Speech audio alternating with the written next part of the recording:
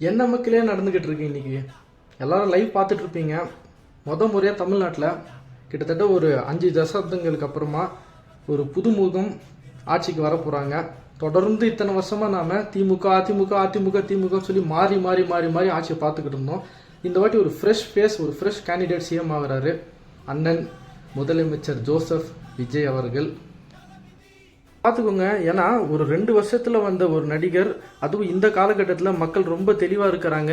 Internet காலகட்டத்தில் மக்கள் ரொம்ப தெளிவாக இருக்கிற இந்த மாதிரி சுச்சுவேஷனில் ஒரு நடிகருக்கு உடனே சிஎம் போஸ்டிங் கொடுக்க மாட்டாங்க, ஆட்சி ஒப்படைக்க மாட்டாங்கன்னு நினச்சிட்டு இருந்த இந்த காலத்தில் இப்படி ஒரு மேஜிக் நடந்திருக்கு.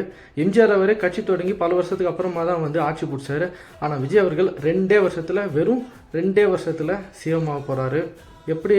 வேற ஒன்றும் இல்லை, திமுக ஆட்சியில் இருந்த அதிருப்திகள், அதிமுக ஆட்சி காலத்தில் ஏற்பட்ட அதிருப்திகள், இந்த 2 பேரும் மாறி மாறி மாறி வந்துட்டு இருந்ததுனால இவங்க மேலே இந்த அதிருப்திக்காக வேறு வழி இல்லாமல் விஜய் அவர்களை சூஸ் பண்ணுறாங்க நம்ம மக்கள். நீங்கள் நினச்சிருக்கலாம் மாற்றத்தை நம்ம ஜனங்க எப்படி இவ்வளோ சீக்கிரம் அடாப்ட் பண்ணாங்க. காரணம் என்னன்னா 2 ஃபேஸ் தான் இருக்காங்க. ஒரு திமுக நின்னா எதிரில் அதிமுக நின்னா எதிரில் திமுக.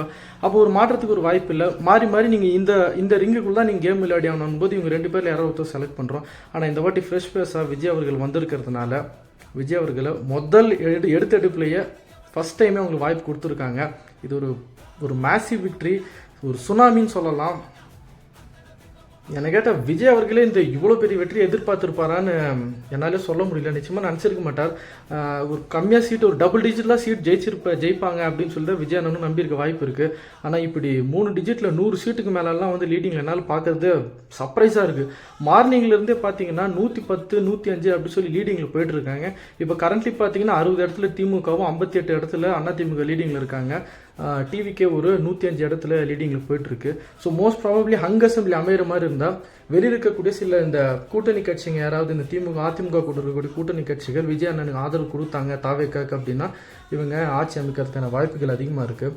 கொஞ்சம் நஞ்ச பேசினாங்க ஸ்டாலின் அவர்களும் எடப்பாடி அவர்களும் விஜய் எல்லாம் நிறைய விமர்சனம் பண்ணாங்க. குறிப்பாக திமுக காரங்க விஜய் அவர்களை பண்ணாத விமர்சனம் இல்லவே இல்லை.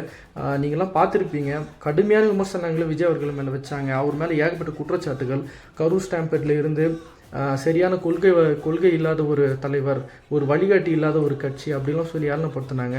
ஆனால் மக்கள் அவங்களுக்கு தான் இந்த அரியணையை கொடுத்துருக்காங்க. மக்கள் தீர்ப்பை நம்ம வரவேற்போம். நிச்சயமாக ரிசல்ட் வரட்டும், நம்ம அதுக்கப்புறமா முழுசாக பேசலாம். நன்றி.